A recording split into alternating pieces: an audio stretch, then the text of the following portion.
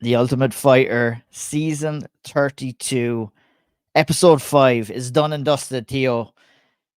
We are back to review the latest episode, and we have a focus of attention this week on Ziggy Mantas Ramaska versus Beksad Usmanov in the featherweight division.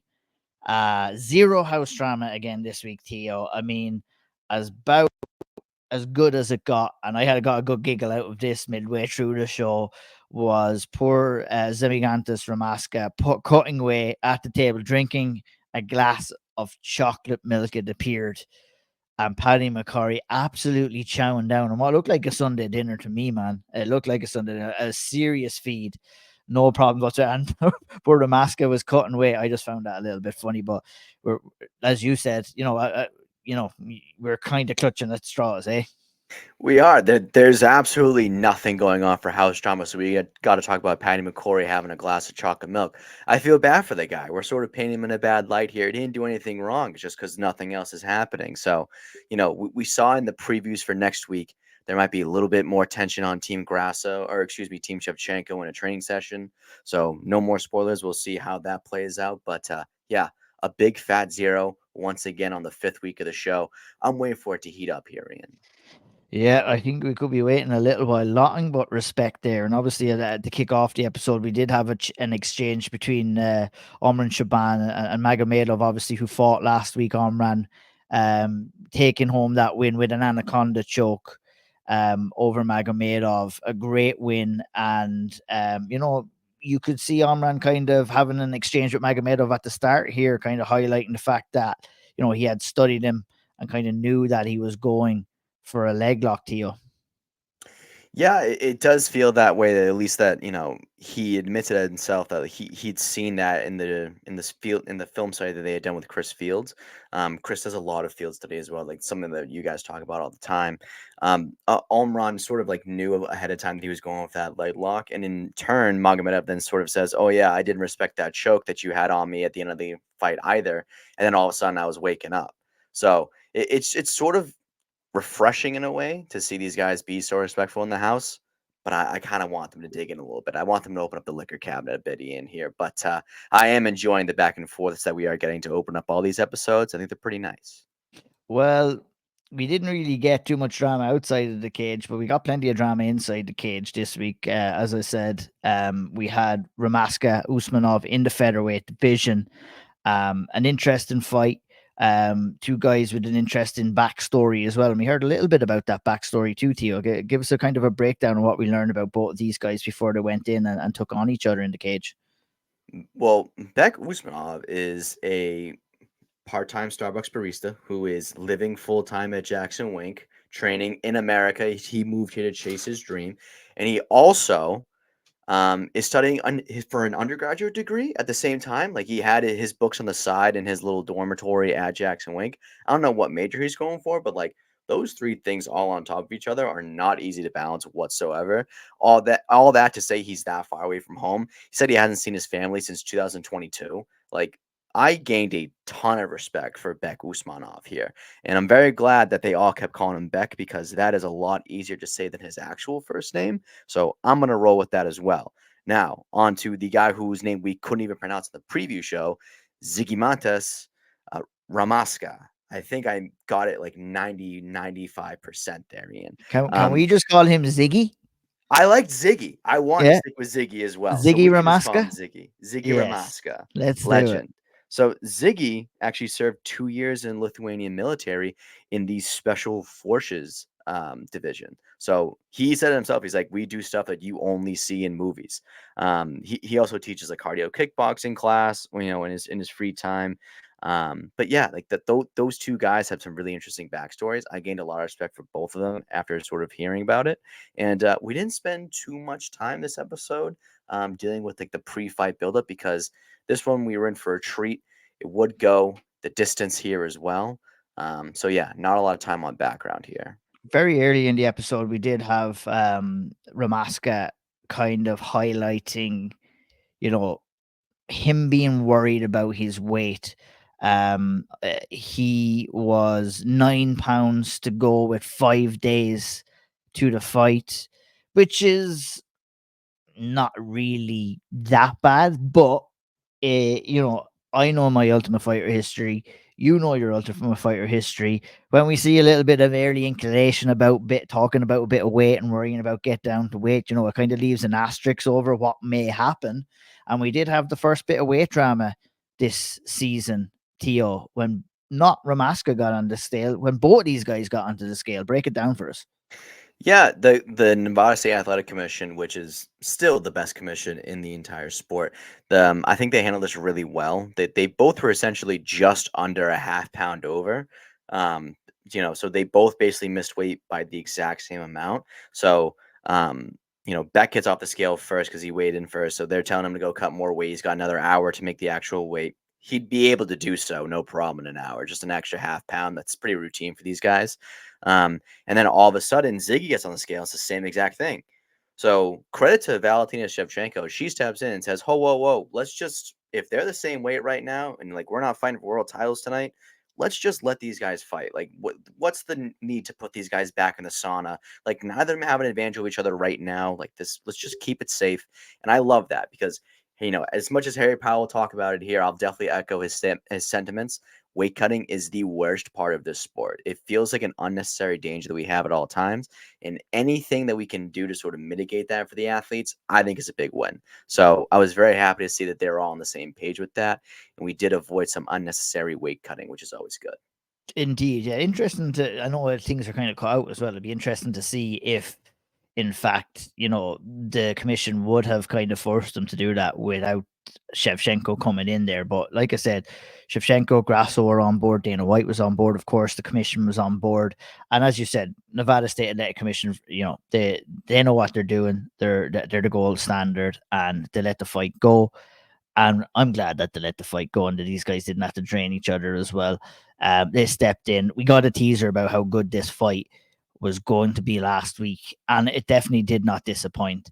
First initial reactions from Etio was Ramaska is a big boy. He's a big boy. And the size disparity between Ramaska and Usmanov here was crazy. They almost look a way different, weight class apart, didn't they? Yeah, they did. I mean, honestly, I thought that Beck wouldn't be so undersized in this fight, but he really was by Ramoska. Excuse me, but yeah, Ramoska was way bigger. His frame honestly was bigger.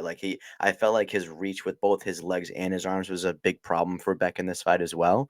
But yeah, he looked absolutely massive, and that was my first impression as well. Before they even fought, as soon as they stepped in the cage, that size difference was very apparent. Indeed, it was. And look at that you mentioned the size and the reach advantage was for Ramaska here. And it was the classic case, Theo, really, of these guys. You know, Usmanov was going to have to try and get on the inside and land. Ramaska was obviously going to use his length and his reach advantage. And he did very, very well at the start of the fight to kind of control the cage, pushing Usmanov back against the cage as well. Um, Ramaska took the center, both exchanged leg kicks early on. It was an outside trip, a beautiful outside trip. It was the kind of stylistic outside trip that you would have seen from the likes of Peter Yan before, where he kind of comes in, sweeps the leg. It was really lovely stuff. Referee gets them back up. Usmanov really kind of struggling to get on the inside in the early stages of the fight. And next thing, boom, you know, off a clinch, lands a big overhand right, drops Ramaska too. It was the first big moment of the fight, wasn't it, Theo? Yeah, and honestly, it felt like one-way traffic for Ziggy all the way up until that. Obviously, Beck had sort of got the trip, but didn't do anything with it. So, like for scoring wise, like this is all going Ziggy's way. And then all of a sudden, Beck gets the one knockdown, but pretty quick. He gets some ground and pound in afterwards, but Ziggy's up relatively quickly, and then he goes on to then dominate the rest of the round essentially. So, it's sort of a round that you should easily score for Ziggy. But sometimes, and I don't know if this happens to you too, Ian, but like if I'm watching a fight, I'm trying to look at it from a scoring criteria perspective. I'm sort of judging effective striking and grappling.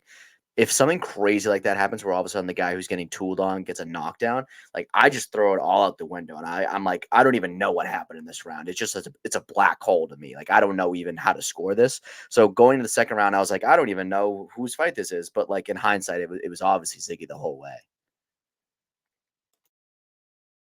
Yeah, for me, I think, it's an interesting round because we had Ramaska who was dropped, who took some big shots, but his response to the knockdown was something that was sensational to me. It was like it woke him up. He used a little bit of a sweep, trapped the leg of Usmanov to get back to his feet and started launching knees and massive hooks and head kicks and really put it on Usman. Cut up his nose, did a lot of damage, looked to hurt him to the body.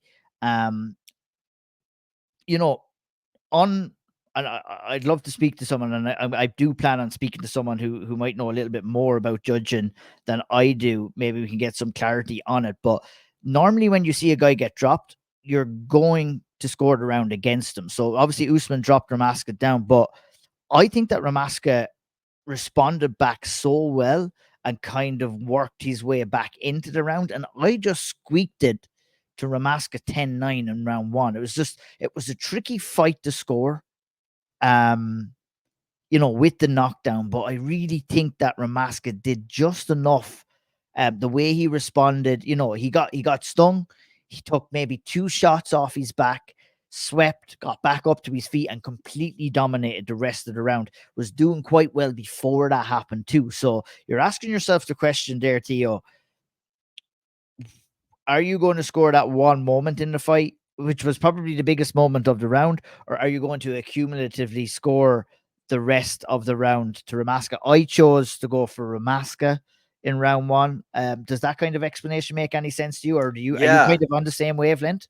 Yeah, I totally echo what you're saying here. Like, you sort of do have to just judge the rounds in a vacuum. It's obviously, you judge by the round. So, like, the biggest moment of the round doesn't necessarily mean that you're going to win the round because the other guy could do enough work in those other moments, to have better effective striking and better effective grappling over you to win those.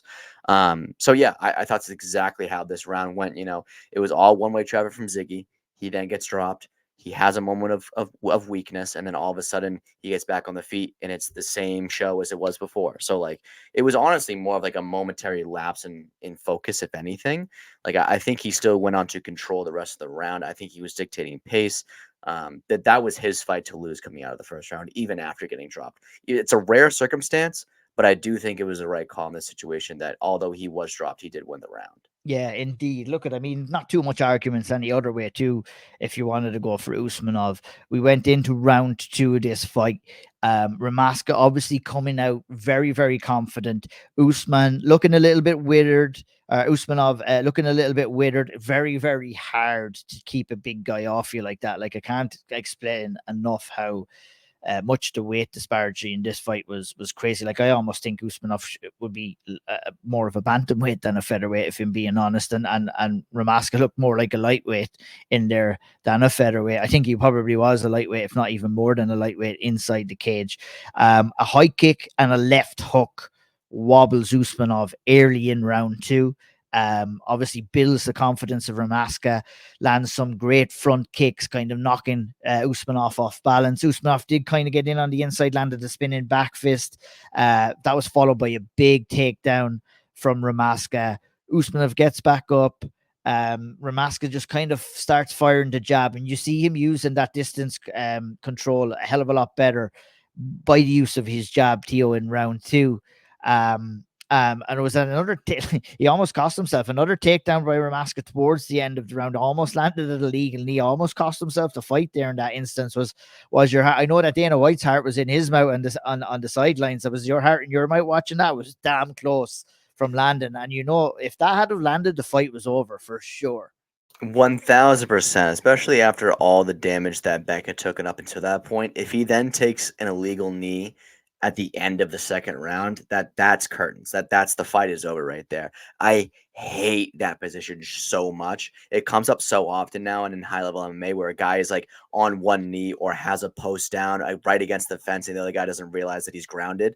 It every single time it gives me pause. So yeah, my heart was in my mouth as well. But thankfully, we avoided catastrophe. And 100% we avoided catastrophe. Well, Usmanov didn't really avoid catastrophe in this fight. It was clear a 10-9 round for Ramaska in round two, which left us waiting to see what the judges thought of this fight themselves, watching cage side. Obviously, we talk about Ramaska getting dropped in round one, which made it a relatively close round, even though it was dominant for Ramaska. But the judges were all in agreement with what we kind of thought, Theo. 2018, 10-9, 10-9 for Ramaska. He advances into the featherweight bracket. A violent fight. Dana White was up out of his seat. He was shaking hands with the fighters after the fight. It was just a brilliant fight overall, wasn't it?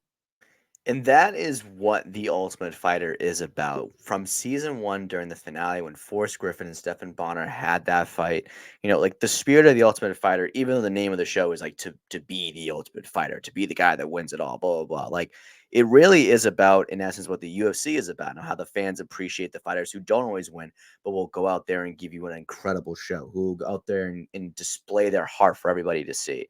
Like, Dana coming in and being like, I never do this. Like, I never come into the cage. Like, you guys are awesome. That was incredible. That's what this is about. That's why we're here. So, and then even in the back afterwards, after the fight, like Beck's teammates are telling him, like, you lost this fight, but like this fight is going to be a big win for you for your career. Like, this is going to do great things for you down the line. So, yeah, I mean, I love the ending of this, even though it obviously didn't go Beck's way. I think it is going to do a lot of good for him. And obviously Ziggy as well. He looked incredible out there. That guy hits so hard. And on the opposite side, I can't believe Beck didn't go down. He is so tough, so durable. Both of these guys come out of this shining. Absolutely insane toughness from Usmanov. A really good win for Ramaska. And I mean, this Ramaska guy, I think, he could be he could be big trouble there in the featherweight division. My big question heading in to the following episodes that we're going to see him. Obviously, he's in the semi-final now. Will Ziggy be able to make that weight continuously? It is a big question. Obviously, he missed weight for this fight.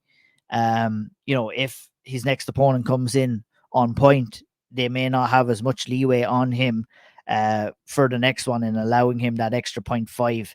But it's an interesting question. Do you kind of think that as well? Do you think it might be a little bit sketchy? Obviously, you're making weight in very quick succession here in between fights. Yeah, I think the Ultimate Fighter is a unique tournament that you have to make weight over and over and over again, consistently over like a couple week period. And so if we're on week one for you for your first fight and you're already complaining about the weight, and it seems like you sort of have enough time to cut 9 pounds, like 5 days wasn't that crazy, but obviously everyone's body is different and whatever. But yeah, that is absolutely a concern that I would have. I think you're more than fair to have that sort of concern. And yeah, I think he honestly got bailed out by Beck having the same situation this week. So you're right. If his next opponent comes in on point, he's not going to have that leeway. He's going to have to go cut that extra 0.5 pounds. And those last 0.5, like the last half pound, it doesn't sound like a lot, but especially when it's the last one, that's the one that kills you, man. That's the one that drains you. And maybe these two guys were able to go out there and give us such a great fight because they didn't have to cut those last 2.5 pounds. But hopefully we don't have to find out with Ziggy down the line here. 100%. We have Ryan Loader versus Thomas Theocaros next week. We're back in the middleweight division. They're leaving us waiting for Paddy McCarthy to see him in action. I'd imagine it won't be next week. I'd imagine it'd probably be episode 7 that we're going to see Paddy McCarthy in action if we're going by the structure of the way this bracket is going. Back to the middleweight division next week. USA versus Canada. We're going head to head. Theo, what do you think? I think the Americans are taking this one. We have Ryan Loader, who's a D1 All-American. He is a little bit uncomfortable on the feet from what we have seen, which is bad news when he's going against Theocaros. Theocaros doesn't really have the resume that maybe even a Ryan Loader would have at this point. A lot of his wins are over guys with losing records. And I think this is just a prediction because I haven't seen even the highlights of this next fight. I do not think this is going to be a great fight because usually they'll give us a little something in the week before. They'll say, oh, you don't want to miss this one. Last week, they're telling us one of the best fights in TUF history. It lived up to it. The only thing that Dana White said for this fight goes, oh, we're going to have Ryan versus Tom. Yep, this is classic wrestler versus striker. And then they just put onto the B-roll, and that was it. Loader is going to take him down here. I'm here and saying, excuse me, I'm saying it right here, right now. Loader takes him down, dominates over 2 rounds. Yeah, Are I we don't in? even think we're getting a finish. Yeah, I think you're totally spot on. This is going to be a yes, classic wrestler versus striker from like the early days of the UFC where they did no takedown defense. That was the episode recap. Go over to Theo, follow Theo Lander at Lander Theo on Twitter. I at O'Neill MMA. We'll catch you next week for the episode 6 breakdown. Take care.